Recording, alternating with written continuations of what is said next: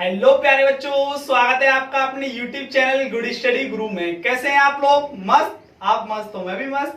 आज हम बात करने वाले हैं क्लास 12 फिजिक्स के बारे में, जिसमें हमारा चल रहा था चैप्टर नंबर 8। चैप्टर नंबर 8 में मैंने आप लोगों को 8 लेक्चर प्रोवाइड करा दिए हैं। ठीक है, 8वें लेक्चर में मैंने आपको क्या पढ़ाया था, मैं थोड़ा आपको रिकैप करा देता हूँ। ठीक है, 8वें लेक्चर को मैंने 2 पार्ट में तोड़ा है, पार्ट 1 पार्ट 2। ठीक है, जिसमें मैंने आपको बताया था विद्युत फ्लक्स क्या होता है, इलेक्ट्रिक फ्लक्स क्या होता है, एकदम डिटेल में बताया है। और यह बताया उसका सूत्र क्या होता है और उसका मात्रक क्या होता है, विमा क्या होती है, और भी उससे बहुत छोटी छोटी जानकारी मैंने दी है। विद्युत फ्लक्स से संबंधित बहुत सारी जानकारियां दी है। अगर आपने वह नहीं देखी और आप देखना चाहते हैं तो मैं वीडियो के डिस्क्रिप्शन में उसका लिंक डाल दूंगा। ठीक है, आज का हमारा टारगेट क्या है, आज हम क्या सीखने वाले हैं?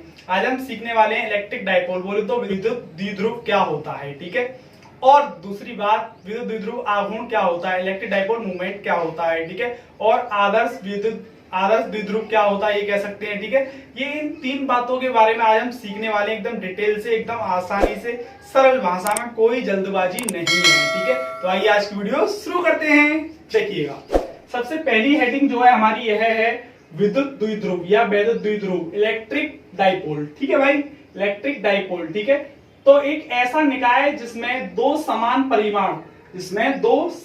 परिमाण व विपरीत प्रकृति वाले आवेश अल्प दूरी पर उपस्थित हो, विद्युत द्विध्रुव कहलाता है। आप सोच रहे होंगे सर क्या बोल दिया आपने, हमारे कुछ समझ में नहीं आई। तो मैं आपको बताता हूं। देखो, एक ऐसा निकाय का मतलब सिस्टम, या ये कहें कोई ऐसी वस्तु। ठीक है, मान के चलो ये डेस्टर है। ठीक है, निकाय क्या है? निकाय, जिसमें यहां पर इसमें 2 आवेश हैं, 2 समान परिमाण के आवेश हैं। समान परिमाण का मतलब यह हुआ मान में समान है। ठीक है, ऐसे 2 आवेश हैं जिनमें मान क्या है? समान है। ये प्लस का 5 क्यू है, ये माइनस का 5 क्यू है। ठीक है, तो ये भी 5, ये भी 5, तो मान क्या हुआ इनका? समान, मतलब परिमाण समान। ठीक है भाई, अब ये एक दूसरे से अल्प दूरी पर स्थित हैं या उपस्थित हैं, एक दूसरे से अल्प दूरी पर उपस्थित हैं, और इनकी प्रकृति विपरीत है। इनकी प्रकृति क्या है? विपरीत है। ये प्लस का 5 कूलाम है और ये माइनस का 5 कूलाम है। ठीक है, इनकी प्रकृति कैसी है? विपरीत है। ये प्लस का है और ये माइनस का है। ठीक है, लेकिन मान दोनों के समान हैं। ठीक है, ये एक दूसरे से अल्प दूरी पर उपस्थित हैं, इसी को हम वैद्युत द्विध्रुव कहते हैं। एक बार मैं रिपीट कर रहा हूं, वैद्युत द्विध्रुव क्या होता है। ठीक है, वैद्युत द्विध्रुव ये ही एक वैद्युत द्विध्रुव है, सपोज दैट। ठीक है, इसमें 2 समान परिमाण आवेश होते हैं। तो 2 समान परिमाण आवेश मतलब ये 5 कूलाम प्लस का और ये माइनस का 5 कूलाम। ठीक है, मान दोनों के समान है, ये भी 5 है, ये भी 5 है, लेकिन इनकी प्रकृति विपरीत है। प्रकृति विपरीत होने का मतलब यह हुआ कि ये प्लस का है, ये माइनस का है। ठीक है, बात समझ में आई आपको? ये दोनों आवेश, ये प्लस का और ये माइनस का, दोनों एक दूसरे से अल्प दूरी पर उपस्थित हैं, इसी को हम वैद्युत द्विध्रुव कहते हैं। उम्मीद करता हूं आप लोगों की समझ में आ गया होगा वैद्युत द्विध्रुव। ठीक है भाई, आप जीवन में भूल जाओगे क्या? नहीं भूलोगे। निकाय का मतलब सिस्टम, सिस्टम मतलब कोई वस्तु। ठीक है भाई, अब आगे बढ़ते हैं हम। ठीक है, देखिएगा मैंने क्या बताया है, मैं बताता हूं आपको आगे।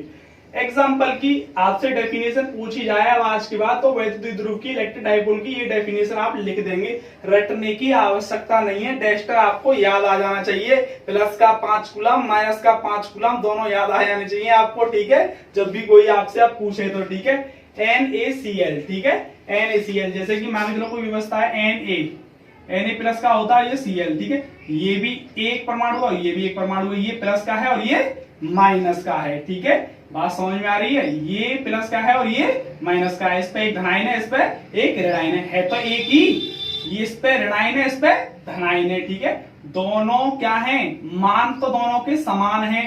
ठीक है, मतलब मान दोनों के समान है, लेकिन प्रकृति विपरीत है। ये प्लस का है Na और ये माइनस का है। ठीक है, तो इसीलिए इसका एग्जांपल हुआ NaCl और ये H2O। ठीक है, और HCl भी आप इसका एग्जांपल मान सकते हैं।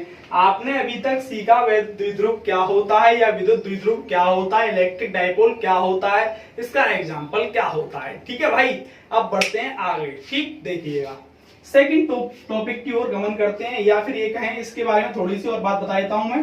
दोनों आवेशों के मध्य का जो बिंदु होता है द्विध्रुव का केंद्र कहलाता है। मान के चलो ये जो था ना, अभी तुमने ये माना था वैद्युत ध्रुव, इसके बीचों बीच में जो होगा ना, बीचों बीच में बिंदु जो होगा, इन दोनों आवेशों के बीचों बीच में जो बिंदु होगा उसको केंद्र कहते हैं। दोनों आवेशों का क्या कहते हैं?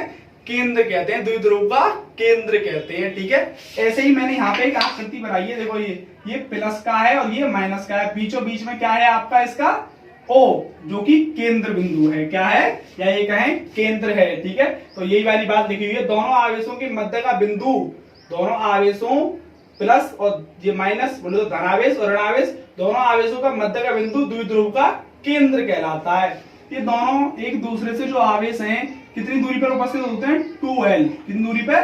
2l। या ये कहें दोनों आवेशों के मध्य की जो दूरी होती है कितनी होती है एक दूसरे से? 2l दूरी पर। ठीक है, कितनी पर? 2l। ठीक है, टोटल दूरी कितनी होती है? 2l। ठीक है, अब मैं बताता हूं आपको भैया रे विद्युत द्विध्रुव आघूर्ण क्या होता है, जिसे P से प्रदर्शित करते हैं। ठीक है, ये वेक्टर क्यों लगाया है अभी बता दूंगा मैं आपको, थोड़ी सी बात मतलब थोड़ी सी बात को सहन कर लो, मतलब P को ऊपर ये एरो जो लग रहा है इसका मतलब क्या है अभी बता दूंगा, थोड़ा सा रुक जाओ बस। ठीक है, पहले इसको समझ लेते हैं। ठीक है, विद्युत द्विध्रुव की मैं डेफिनेशन पढ़ने जा रहा हूं। विद्युत द्विध्रुव के किसी एक आवेश के परिमाण, विद्युत द्विध्रुव एक अभी आपने समझा था, उसके एक आवेश का परिमाण तथा या एवं दोनों आवेशों के मध्य की दूरी, दोनों आवेशों के मध्य की दूरी 2l के गुणनफल को वैद्युत द्विध्रुव आघूर्ण कहते हैं। कहने का मतलब ये आपका क्या था? एक वैद्युत द्विध्रुव, इसके दो आवेश थे, एक प्लस का और एक माइनस का, इसके एक आवेश का परिमाण, इसके एक आवेश का परिमाण और इन दोनों आवेशों के मध्य की दूरी 2l, एक आवेश मतलब q। ठीक है, धनावेश ले लिया मैंने q, और इन दोनों के मध्य की दूरी कितनी है? 2l। दोनों का गुणनफल वैद्युत द्विध्रुव आघूर्ण कहलाता है। ठीक है, वैद्युत द्विध्रुव आघूर्ण तुम लोगों के समझ में आ गया होगा, वही बात यहाँ लिखी हुई है भाई। ठीक है, बिल्कुल सेम। विद्युत द्विध्रुव के किसी एक आवेश के परिमाण, वैद्युत द्विध्रुव है ठीक है, इसका एक आवेश ले लिया, मान के चलो q। ठीक है, क्या ले लिया? q। ठीक है, और क्या लिखा हुआ है? दोनों आवेशों के मध्य की दूरी, दोनों आवेशों के मध्य की दूरी कितनी है? 2l। दोनों का गुणनफल क्या कहलाता है? विद्युत द्विध्रुव आघूर्ण। या ये कहें भैया रे q तथा 2l दोनों का गुणनफल ही हमारा क्या कहलाता है? p। ठीक है, p का बोले तो वैद्युत द्विध्रुव आघूर्ण। ये आपको डेफिनेशन याद हो गई होगी, आपको रटना नहीं है। ये वैद्युत द्विध्रुव आघूर्ण था, इसका एक आवेश का परिमाण, इसके एक आवेश का परिमाण प्लस ले लो या माइनस वाला ले लो, कोई सा भी ले लो, एक आवेश का परिमाण तथा इन दोनों आवेशों के मध्य की दूरी के गुणनफल के बराबर होता है। सॉरी, मध्य की दूरी के गुणनफल को वैद्युत द्विध्रुव आघूर्ण कहते हैं। ठीक है, तो अब देखिएगा आगे नेक्स्ट। अब इसको मैं थोड़ा एक एग्जांपल के माध्यम से समझाता हूं आपको कंसीडर करके। तो मान लीजिए मैंने कंसीडर कर लिया, माना एक वैद्युत द्विध्रुव के दोनों आवेशों की मध्य की दूरी 2l है। इन दोनों वैद्युत द्विध्रुव के आवेशों की दूरी कितनी है? 2l, जो कि आपको पता ही है, मैंने अभी ऊपर बता दी। तो मैंने यहाँ पर दो बिंदु आवेश लिए हैं। क्या लिए हैं? दो बिंदु आवेश, माइनस का q और ये प्लस का q। आप चाहें तो इनको नाम भी दे सकते हैं a और b। दो बिंदु आवेश लिए a और b। ठीक है, जो कि इसका मध्य बिंदु है o। इनका मध्य बिंदु क्या है? O है। ठीक है, हाँ, मध्य बिंदु कहें या केंद्र कहें। ठीक है, अब ये O से माइनस Q जो है L दूरी पर है, ऐसी O से ये प्लस Q ये भी L दूरी पर है। तो L और L टोटल जो दूरी होगी दोनों आवेशों के मध्य की जो दूरी हो गई वो 2l हो गई भाई। कितनी हो गई? 2l। ठीक है, अब इसका जो सूत्र बना वैद्युत द्विध्रुव आघूर्ण का P = Q × 2l।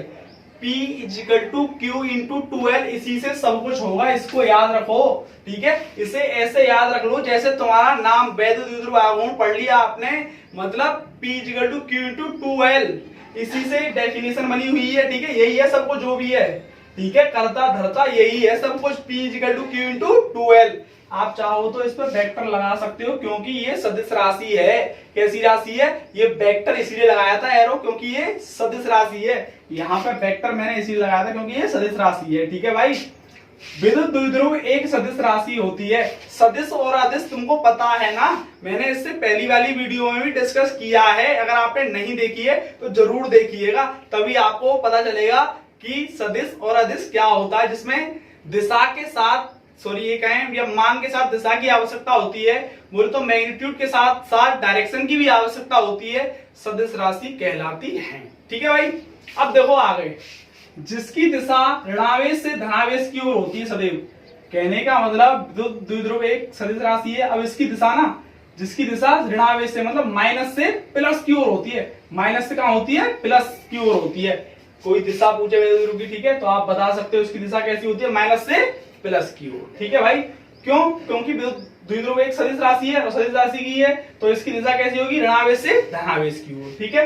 अब देखिए, कोई आपसे मजाक मजाक में पूछ ले भाई मात्रक बता देगा तू, तो तुम भी कह देना मजाक मजाक में, पूछ ले यार कैसी बात कर रहा है तू, कूलम इनटू मीटर कैसे आया, रटना नहीं है भैया, रे बिल्कुल नहीं रटना है, सूत्र याद है ना मुझे। तो Q का मात्रक, Q का जो होता है वो कूलम होता है, और L बोले तो आप लोगों को पता है मीटर में मापते हैं, ठीक है, क्योंकि लंबाई है, ठीक है, तो दूरी है जो भी है, ठीक है, इनको सबको मीटर में मापते हैं। तो कूलम इनटू मीटर, कूलम गुणा मीटर, ठीक है, किसका मात्रक है, वैध द्विध्रुव आघूर्ण का, ठीक है। अब देखो भाई, इसकी विमा की बात करें, कोई डायमेंशन पूछ ले तो तुम बता दोगे LTA होती है, क्या होती है, LTA, ठीक है भाई, कोई दिक्कत नहीं है, ठीक है, यहां तक आप लोग समझ गए होंगे। अब एक और द्विध्रुव की बात करते हैं जो कि आदर्श द्विध्रुव है। आदर्श द्विध्रुव का मतलब है आइडियल डाइपोल है, ठीक है, ऐसा द्विध्रुव जिसमें आवेश लगभग अनंत परिमाण का, कैसा मतलब एक ऐसा वैध द्विध्रुव है हमारे पास जिसमें आवेश जो है अनंत परिमाण का है, मतलब उसका मान हमको पता ही नहीं है, अनंत है, कैसा है, एक ऐसा वैध द्विध्रुव है, मान करो ये आदर्श वैध द्विध्रुव है, इसका जो मान है वो कैसा है, अनंत है, कैसा है, लगभग अनंत है, ठीक है, पता ही नहीं है जिसका, ठीक है। आवेशों के मध्य की दूरी लगभग शून्य है, इसमें जो आवेश रखे हुए हैं वो एकदम चिपके हुए हैं एक दूसरे से, लग रहा है ऐसा कि इनके बीच में दूरी है ही नहीं, ना के बराबर है, शून्य है, ठीक है, लगभग कैसी है, शून्य ही है, इसी को आदर्श द्विध्रुव कहते हैं।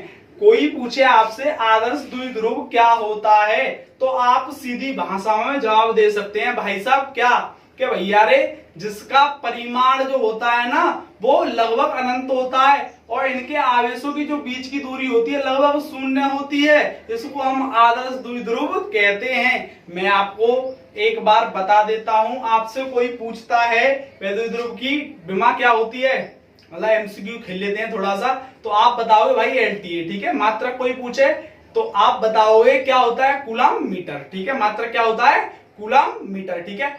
अब कोई पूछे आपसे वैध द्विध्रुव तो आपको डेस्टर याद आ जाना चाहिए, एग्जाम्पल कोई पूछे तो क्या करना है आपको, NaCl एग्जाम्पल बता देना है और उसको तोड़कर भी बता देना है, ठीक है भाई।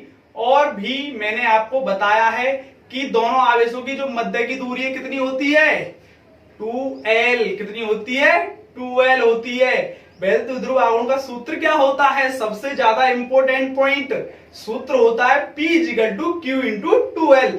कैसी राशि है, सदिश राशि है, ठीक है, ये मैंने MCQ के द्वारा सब तुमको समझा दिया दोबारा फिर से, ठीक है, मजे मजे में कुछ भी आप लोगों का नहीं रहा, जो कि आप लोगों की समझ में वास्तविक रूप में आ गया होगा। इससे अगली क्लास में मिलते हैं, ठीक है। अगर वीडियो आपको पसंद आई तो लाइक कीजिएगा, कमेंट कीजिएगा, शेयर जरूर कीजिएगा, ठीक है। अगर आप नए हैं तो चैनल को सब्सक्राइब जरूर कर लीजिएगा, ठीक है। ऐसी ही वीडियो आपको अब डेली बेसिस पे मिलती रहेंगी, ठीक है। Thanks for the watching this video.